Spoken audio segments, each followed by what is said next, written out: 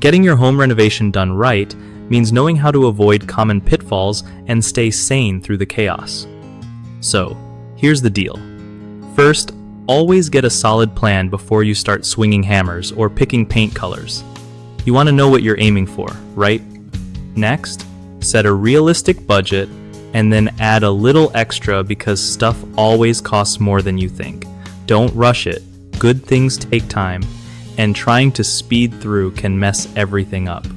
When you hire contractors, check their reviews and get multiple quotes so you don't get stuck with a dud. Keep communication clear and frequent with everyone involved. It saves a ton of headaches later. If you have a yard or outdoor space, watch how it changes through the seasons before making big changes. Nature has its own plans. And remember, sometimes picking the easier fix or sticking with what you already have is way better than trying to reinvent the wheel. Lastly, don't beat yourself up if things go sideways. It's all part of the process, and patience really is your best friend here. One of the biggest mistakes people make during home projects is underestimating the time and cost needed, which leads to stress and half-finished jobs.